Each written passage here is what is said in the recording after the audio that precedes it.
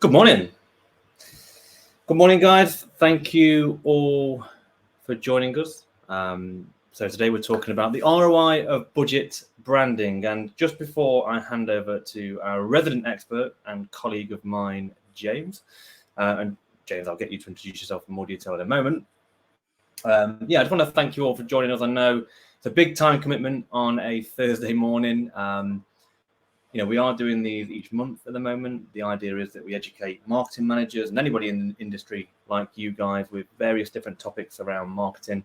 We've had some really good feedback, and I know I can see in the list on the right-hand side, some of you guys have been here before, so I appreciate you returning. So a bit about us. We're the Digital Maze. We are a full-service digital agency, specialising in everything from web design to SEO to paid media. I'm Rob. I'm one of the founding directors here. Been in the game, over 10 years now in sort of agency leadership, and I've been on the coalface as well. So I've done a bit of design in my career. I've done a bit of development. I've done a bit of SEO. Done a bit of paid here and there. But I am not an expert in any way, shape, or form. Which is why we bring people in, such as yourself, James, to actually talk to people like you guys. And provide some knowledge. So without further ado, I'm going to hand over to Mr. Walsh. Over to you, James. Okay, good morning, everyone. First, thank you for coming. I'm just going to open up the webinar deck. Okay, so as Rob's alluded to, I'm here to talk to you about the sort of return on investments you could potentially get engaging in a little bit of budget branding. So we pick budget branding particularly because branding can often be seen as this sort of really large, huge operation that people need to do. You know, it can be quite scary, a lot of money, and so people sort of ignore it and push it to the back and stick with what they have and don't really engage with it. But I'm going to walk you through a bit of a tale today and highlight some ways you can actually engage with this subject matter quite cheaply. So before we do that, just going to give you guys a little bit of an agenda about what we're going to be doing. So first and foremost, I'm going to introduce myself. Then we're going to talk about why investing in your brand is important. We're going to look at how some of the big brands do it. I think it's important to look at success stories and try and learn what we can from those. Then we're going to look at real things you could do on a budget. So actual actionable stuff you can do. And then we're going to have a bit of a Q&A. So why on earth should you listen to me? So why am I here? Why am I the guy, for this presentation? So that's me right there. I'm James Walsh, and I'm head of web design at the Digital Maze, which might sound like the wrong title for somebody talking about branding, but I've been in this game for 15 years. I've been a designer across print, across brand, across web, across app, I've touched nearly everything there is to touch in the design world, and I've learned an awful lot about how brands communicate and how they put themselves out there. I have a bit of a personal passion for branding. During the COVID-19 pandemic, I gave away logos and branding advice to small businesses just to fill my own time, particularly when I was on furlough. And I've been involved in rebranding the last 3 companies I've worked at. That includes this, so all the lovely pinks and purples that you're looking at now, and some of you might have seen on previous webinars. I'm part of the brain trust of people who sort of came up with that and worked through all of that. I've worked with branding agencies that are external. I've worked in internal teams to look at brand. So generally, I've sort of had a bit of a deep dive of what brand is and what brand means. So just to sort of, say, yes, I can fill out nice slides, but we also do some brand work. This is some stuff across our business, very varied, mainly for SMEs, but all sorts of different types of brand that's happened over through the TDM team over the years. As I've said, I also do some of this in my free time. The kind of stuff that I do is very varied. It's for bands, it's for community projects, it's for small restaurants, it's for merch things, it's for club nights, all that kind of stuff, very sort of passion-based stuff. But I do just engage in logo design and things on the fly anyway. So that's me, that's who I am. That's why I've got a bit of knowledge to share on this subject. So firstly, why? Why should you do this? Why is investing in your brand important? I imagine most of you here know that it is, otherwise you probably wouldn't have come to this webinar. And you're looking to see what sort of returns on investment, what it can do for your business. So 73% is the number by which top ranked brands outperformed the world market. So this is a study done by McKinsey between 2010 and 2014. And so they ranked, like, you know, measured on return to shareholders. So brands that are like known, well ranked, they were absolutely flying versus businesses that don't have brand recognition, that don't have brand value. 59% of shoppers prefer to buy new products from the brands they trust.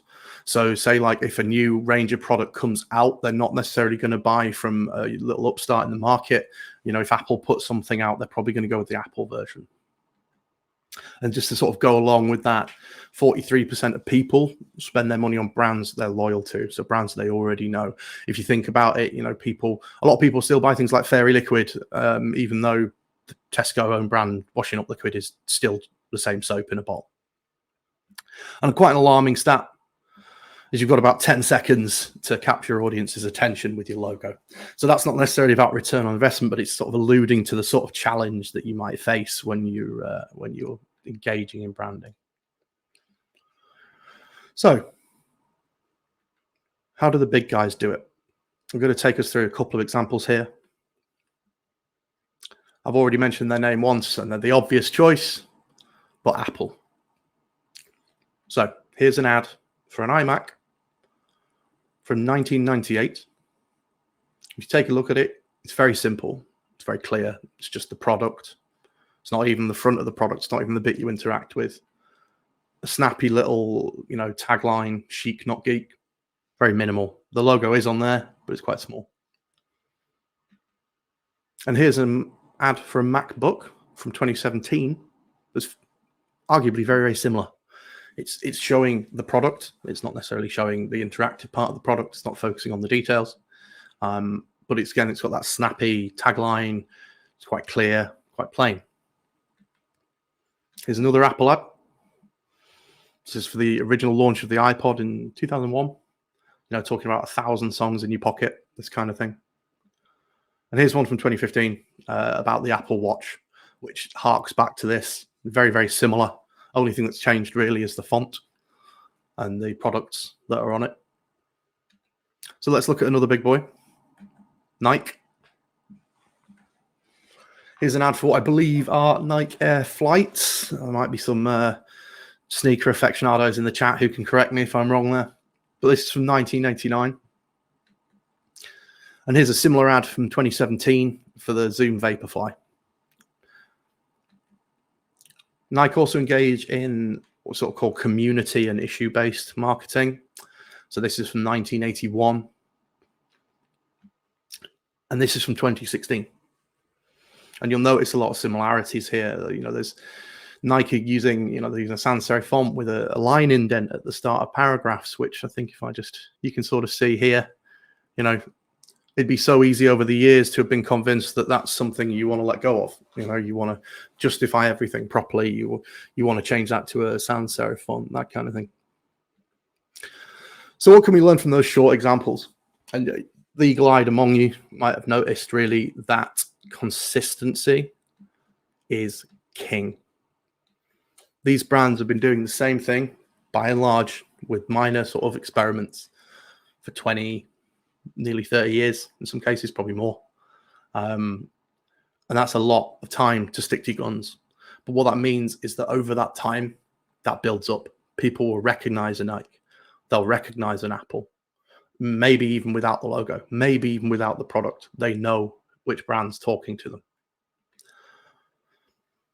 So that consistency, it's about how you communicate just as much as how you look. Sometimes maybe even more so. So you might be saying right now, okay, James, that's wonderful, but we don't have Apple money. We can't do that. We don't have the resources in-house. You know, we don't have a big headquarters shaped like a donut or whatever it is that they've got that's cost billions of pounds. To which I'll say, fine, yeah, you don't. Well, neither did Apple in 1976. In fact, their first ad was an absolute disaster. This is it. This is their first newspaper ad, their first sort of white pages ad, and it's wordy, long, focuses on technical specifications and features. There's no real design to it. There's a terrible shot of the product. The logo is really hard to read in print. It's overly ornate, and this is a company now who you wouldn't ever think could put this kind of foot wrong, but their first foot out the door, this was what they did. And this just goes to show that everyone starts somewhere. Whoever made this logo and this ad at the time, they probably thought it was great. We've got this, we're sorted, we don't need to change anything, we're all good. But Apple realized very quickly and early that investing in their brand was absolutely key. So that's why no one's really seen that logo again. No one's seen that kind of stuff other than in presentations like my own that dig it up. So unfortunately, that means that the time to start investing in your brand was probably years ago. If you haven't started this process yet, if you've just got yourself a logo 12 years ago, 20 years ago and forgotten about it, then that time is already gone. But in turn, that means that the good news is that the second best time to do it is right now. So you can get started investing in your brand, spending time on your brand literally today. So that leads into things you can do. So I'm going to walk us through some stuff you can do on a budget, and you'll be pleased to know that some of them are free.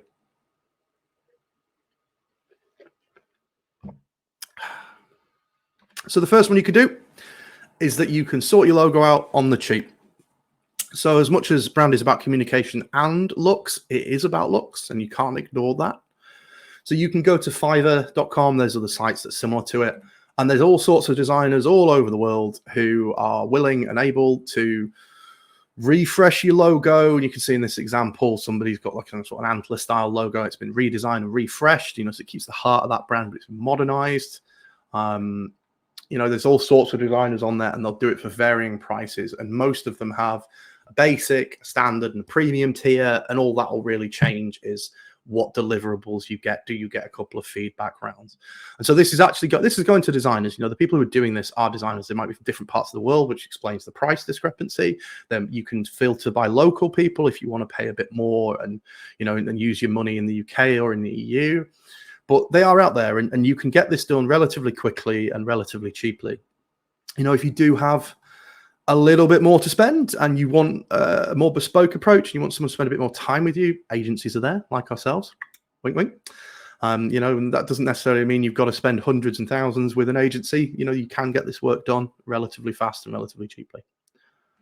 Following on from that, you might want to get some proper brand guidelines. So you might have these, they might be ancient, it might be a little PDF that just sort of goes, here's our colors, here's our type, here's our logo. But those can go deeper than that. They can be more modernized, they can be clear. If you don't have them, I view them as almost essential. So for those who don't know, brand guidelines are essentially a document that says this is how to apply our brand, this is how it works, how it looks, our colors, how we tend to apply our graphics and our logo. And these are useful because you can go out there and go, right, we're hiring new staff, we're growing, and then all these new staff come into the business, can be educated about how to use the brand. There's a centralized document you can share around. I'm sure most of you probably already have these, but if you are going to modernize your logo, if you are going to be looking at your brand, you might also want to modernize this. And again, this is relatively cheap. It's a bit more expensive than having a logo done, but I've seen it as low as £70 and as expensive as 500. So, you can go out there and browse around and have a look. None of this, I don't think, for the sort of SMEs is really a budget busting cost, but there you go. And again, if you wanted someone to spend a bit more time with you, you want some more revisions, you could go to an agency. If you're particularly daring, there is absolutely nothing to stop you doing this yourself. In fact, there is a tool, relatively new, called standards.site. And what Standards is, it's a service that is built entirely around building brand guidelines. So Standards lets you create a digital version of your brand guidelines, which can be updated on the fly and is always accurate, always up to date, always sort of the centralized thing. So if you went through the effort to learn this, to use this, to build out your own brand guidelines, yeah, there's a cost in time, no doubt, but there's no monetary cost and you'll learn something along the way. And then crucially, there isn't some old PDF version of it that someone's going to find in their inbox and use the wrong font and use the wrong spacing because they've got the version from 2019 and this version's from whatever. So standards is great. Have a look at it. If you're feeling like you've got time or you want to get invested in the structure and the backbone of your own brand, you could do a lot worse than learn how to use standards.site. So another thing you can do is discover your brand archetype. So hang on. Okay. Wait, slow down, James. What on earth is a brand archetype? You might be asking. If there's anybody in the comments who already knows, then I congratulate you on being a very well-versed brand professional. So these two again, and keep rearing their heads. Brands like Apple and Nike, they just seem effortlessly consistent. Like I spoke about earlier, you know, you could see an Apple ad without the Apple logo on it, maybe even without the product. And if they've done it according to their own sort of system, you might already know it's Apple. The brand recognition for these brands is so high that, you know, you could probably recognize that logo if you saw a quarter of it or whatever, or you could recognize it from just the kind of tagline they used. If you just saw the words "think different" or "just do it" or any of the sort of taglines these guys use, you're going to know it's them before they've really played their hand. You know, they just communicate in a way that you expect them to. You know, you could challenge random person on the street. How does an Apple ad look? How does a Nike ad look? And they could do a sketch that probably be very, very close. You know, there's a stat out there as well that I think about 94% of the Earth's population recognize the Coca-Cola logo. So, you know, these guys are really, really recognizable. So they do this, they sort of keep this consistency. I mean, they do it in a lot of ways, but one of the tools that they use, and it's a tool that is openly free for you to use and for everyone to use, is that they use brand archetypes.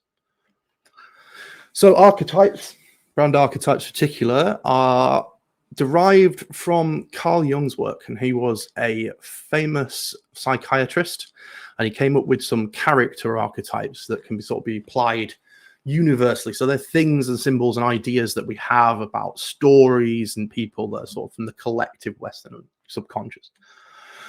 So that sounds quite meaty, but realistically, once you know what they are and you do some digging into them, you'll start seeing them everywhere. Every book, everything with a story arc, every TV, every series, every movie, every game, even among your friends and families and colleagues, you'll start to notice these archetypes.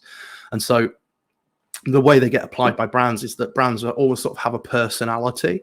So you can latch onto one of these character archetypes as a personality. So there are 12 core ones, nicely represented here by the many, many faces of Homer Simpson. Just quickly whiz through. You've got the creator, the outlaw, the hero, the lover, the every person, the sage, the explorer, the innocent, the ruler, the jester, the caregiver, and the magician. These kind of have sub-archetypes, but if this interests you, go away and read about these. Do a bit of digging. It goes quite deep. But this is like the surface level, and this alone is useful. So let's look at an example of one of these. This is the hero. So the hero is all about rising to the challenge. You know, heroes instinctively seek to protect and inspire people. All these archetypes have these stats, if you will. Think of it a bit like a top trumps card. You know, they've got a promise, a desire, a goal, a fear, strategy, gift, motivation. And these are the sorts of things you can start to think, well, yeah, we're like that. That's what we do. Or, you know, does our brand do these things? So a hero, you know, it's not necessarily about swooping in and saving the day, but it's about achievement, being the best against odds and sacrifice and that kind of stuff.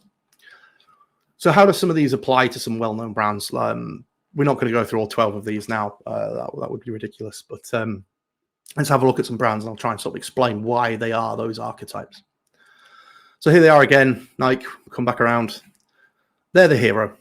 So Nike are always pushing for greatness, no matter the cost, and they want you to overcome diversity. A lot of their ads are about people going that extra mile, getting that extra bit out of themselves, you know, giving up something, getting up early in the morning to go running, you know, practicing daily, that kind of stuff. They're telling you a vision of a better, more competent self. Lego, these guys are what we call a creator brand because they're focusing on creation. Lego, as much as they're selling you box sets and stuff, the core product is something you can create with. they're more interested in what you make, and they're trying to sell you the idea of creation, not just here's an orange block, buy that. They want you to buy into the dream of building with Lego. McDonald's. So these guys are the every person. Their product is basic. It's not fancy. They just market to everyone. They don't care who you are. They want you in at McDonald's eating their basic, simple burgers. Whether you should or not, I know that's not up for debate on this call, but this is how they market. They keep it simple and relatable, and they avoid pretense and elitism. They're just, here's our burgers, 100% beef, whatever they want to say. A McDonald's isn't a difficult place to be in. They don't use complex language. So that's a brief overview of brand archetypes and why you might be interested in them. So let's get back to the freebies. So you can discover your brand archetype for free. And here's our obvious plug. You can do it on our website if you want to. But there's plenty of other places to do it. If you Google brand archetype quiz or brand archetype personalities, you're going to get a bunch. Here's a few that I've tried that are all right. Get out there, double check it, try a few, see what you find out. You're probably going to get some slightly conflicting answers. Some of them are similar. But you can then do more research, look into the sub-archetypes and see what you are. So it sounds cool, but why would you want to do it? Like, why is a brand archetype interesting? What does that offer you? So if you can have a consistent brand archetype and you can stick to it and you can go, right, that matches our values. That's what we do. We are that kind of company. We are every person or a creator or a hero. You can use ChatGPT, our favorite robot, to rewrite all your copy. And that doesn't cost you anything. It's also very quick. So as an example here, I Googled around for, I literally typed Dave's Plumbing into Google, and I found a sweet little business called Dave and Daughters Plumbing. And it's some guys who've been around since 1998. Dave and his daughter come and they'll sort your plumbing out for you. And they've got a nice enough little website, but their copy's quite dry. It's quite obvious that they've just sat down and gone, let's write the facts about what we do. And that kind of stuff. But you can take this copy. So you could go to your own website. You could take stuff out of your own brochures, and you could go to ChatGPT or your sort of AI bot of choice and say, look, I've got this business. I need to rewrite this bit of copy in a style that better fits this archetype. And it seems to be aware of the archetypes. If it gives you nonsense back, you can educate it about the archetypes by pasting it some information first. But I've done that, and this is the exact prompt that I've used. The robot's done a little bit of thinking, and he's come back to me, and he's written this. So this is a little bit longer, but you'll notice that it's kind of been augmented with language that fits this archetype. So, they say we're a friendly father and daughter duo, and they say things like right here, top notch, down to earth, get the job done right. And these are all really understandable phrases that match that every person type thing we were talking about. Like there isn't somebody out there who doesn't really know what that means. We're not using fancy language. We're not using the jargon of the industry. We're just saying we're very good at this. We're proud of it. And we're saying that in an approachable way, which the old content didn't do at all. So that's what comes back to what we're talking about communication. So, how you communicate with people. You can do this for your social posts. You could do this for your emails. You could do this for your website copy. You can do it for anywhere you're writing words that come from your brand. You can even learn to start talking a bit more like this if you wanted to. And this is a tool where, the more you do this, the more you recognize those tips and tricks that the AI is putting into the text. And it's also something that any of your staff can deploy. They can do this. Like, some of the reasons that people's copy ends up being really inconsistent is because different people in the building write it. Whoever's free, whoever's got the time ends up writing the email, or they write the social post. And one day David writes it, next day Megan writes it, and it's different. And they're just writing the facts. They're not doing anything wrong, but they're not adding that brand flavor. And this can introduce consistency. And because you know that archetype now, you can go back to it every time you need to do this. So the next thing you can do with that is that if you don't already have something like this in your guidelines, or you haven't done it, is you can create what we call tone of voice guidelines. So tone of voice is where you'd look at how do we talk. So you'd start to pick up on the things that bot is recommending, and you'd start to do your own versions of stuff. And then we create, here's an example. Here's ours, basically. Ours look fancy. They're designed because I'm a designer, but it doesn't have to be. This could just be a Word doc. It could be a PDF. It could be a sheet, whatever format you want to put it in.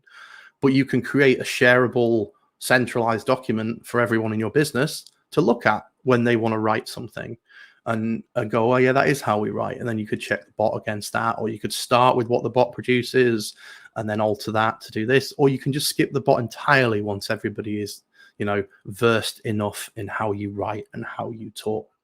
And this is the sort of stuff that's going to build that consistency. And it's free. The only cost is time. And crucially, there's a cost of onward time. You have to stick to this stuff. You have to be consistent. And the investment isn't necessarily throwing money at it. It's throwing faith at it. So you've got to have somebody or multiple people in the business who are prepared to defend this and go, this is how we do it. We have to do it this way. We have to continue this way. So if you do all of those things we've listed, with just a little bit of effort and time and faith and a few quid, your brand will be updated and modern. If you've gone to Fiverr or an agency or whoever, and for a short budget, you've gone, let's just clean this up. Let's get a nice new vector version of this thing. Let's bring it into the 21st century.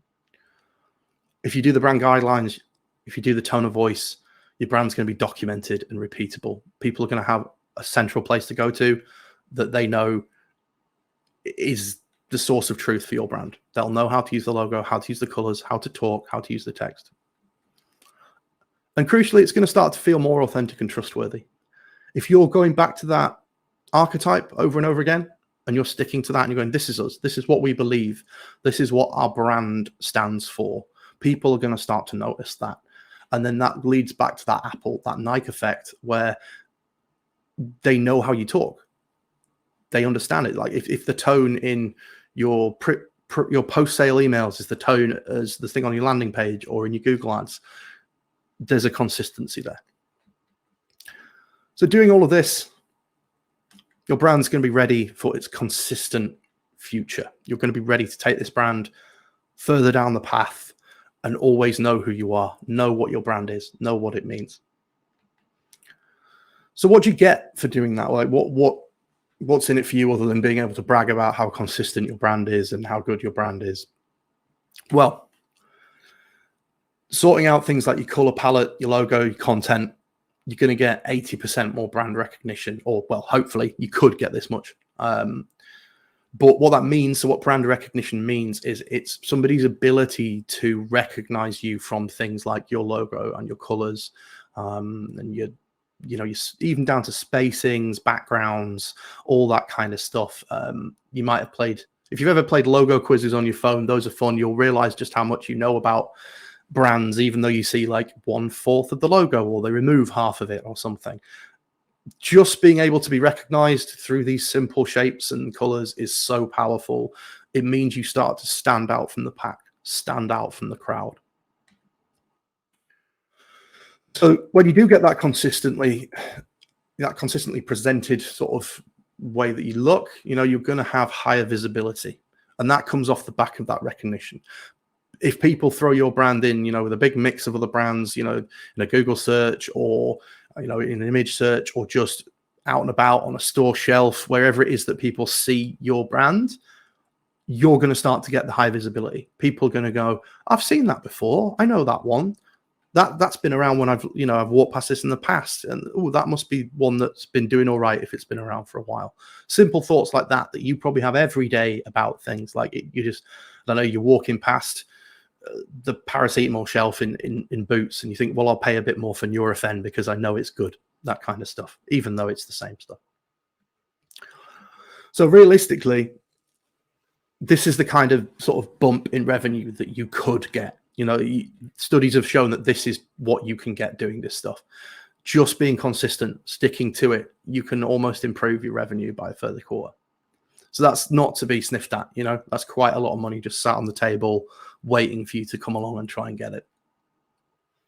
So quick summary then.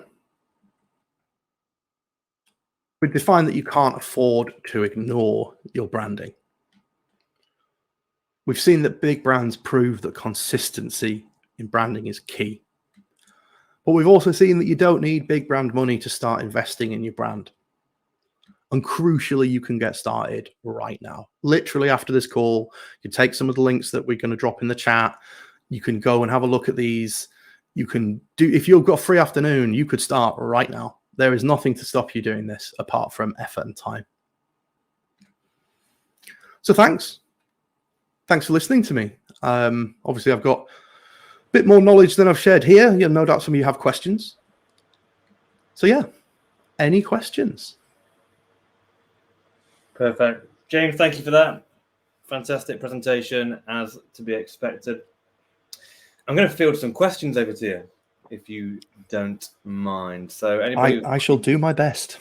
Yeah. Anybody's got any questions, feel free to drop them in the chat. There's a few in there from Beth, who's prepared some questions for you. So is there a way to track ROI when it comes to branding? Yeah, so it's much the same as any change you want to make in your business. So you have to define what your key variables are. So what are you looking to increase? If you're looking to increase leads, if you're looking to increase engagement on social media, then start tracking that stuff before you make changes. If you're tracking that, you know what your baseline is. Yeah. When you start making these changes, you can start looking at the change in that. If it starts trending upwards, you're getting ROI. If it starts trending downwards, is it the brand that's at fault? Have you made any other changes? It's as much as anything, it's down to careful tracking of your key performance indicators. What is the thing you want to increase? For most people, it's probably revenue, but you might be looking to spend a load of money getting more brand recognition, so it might not be revenue, but you have to have somebody, probably not the brand guy in your business, who's going to track that stuff. And you can get those key dates. When did we launch this new brand? When did we send out this brand launch email? When did we start sending out our post-sale stuff in the new brand? All that kind of stuff. You can look at those milestones, but really you have to have a little bit of faith to try it, wait for it to settle in and look back and see if the changes were positive. It's not something, if you're just doing a refresh, it's probably not going to be a big move of the needle. But if you're doing something like we did, where you were going, okay, let's raise the ground and build something else, then you do need to start tracking that stuff. So that's how I'd say you do it. Like, this is why this presentation doesn't really have a graph in it that says brand X spent this amount of money and did X, Y, and Z, because every different brand's going to have different performance indicators and they're going to want to track things in a different way. I wish there was a magical one that said it's worth this much money. Do this, but makes total sense. So I've got a question from Mark. How would you advise a business on how much they should spend when working on their brand? So does it make sense to invest more and more money, or can it be done on a finite budget? Or what's your opinion on that, James? Okay, so I think like anything, you should budget it. You should say, look, we're prepared to spend X amount. What is the risk we're willing to take? You don't want to spend so much money that if you don't get it right, or if it goes wrong, that you're suddenly in, the rest of your business is in peril. But I'd also encourage businesses to be daring. Spend a little bit more than you thought you were gonna, or that you thought you might. Don't be afraid of risk. If you think about going back to Apple, their first thing was quite safe. Their first ad was how it was done, but it's not very good. They moved very quickly into, here's a picture of an apple. That could have gone very wrong, but people latched onto it. And that would have required some spend, but it also requires faith. And that's the key thing I come back to here is if you're going to spend money, don't be scared of it. Spend that money and be prepared to do something brave, because you'll make a bigger impact that way. You'll stand out from your competitors more that way. As for how much you actually spend, that's going to be down to risk tolerances in your own business. I can't really put a number on it. All I'll say is that these things tend to have a longer tail, and that, yes, you might want to budget for the initial period of work, but you also want to think about the ongoing resource cost of maintaining that. So it doesn't just get done and then forgotten about. You might want someone in the business whose job it is to make sure it stays that way, or a little bit of spend to make sure that the brand stays modern, stays refreshed, that kind of thing. Fantastic, thank you. So, question from Claire. I can only presume, Claire, that this is a live problem that you're talking about here, but what approach would you take to differentiate between a new label, in this instance, or business, that's connected to a mother brand, but is different? Okay, Claire, what I would recommend for you is that you investigate something called brand hierarchy. It also gets referred to as brand architecture. And these are the structures that brands use to define the tiers, the hierarchy, if you will, of how their brands operate. And there are lots of different models for that. You see this everywhere. You might know, you might not, but places like Tesco, you've got Tesco Express, Tesco Opticians, Tesco this, and that's a brand that's using their primary brand throughout, but you'll get things like Marriott Hotels. So they own loads of different hotel brands and they'll bring in new hotels all the time.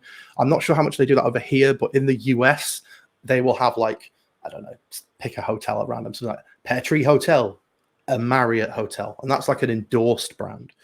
But then you'll also have brand structures where it's just one big conglomerate. So like Procter & Gamble, for example, and they'll own like Pringles, but they'll also own a load of washing detergent brands.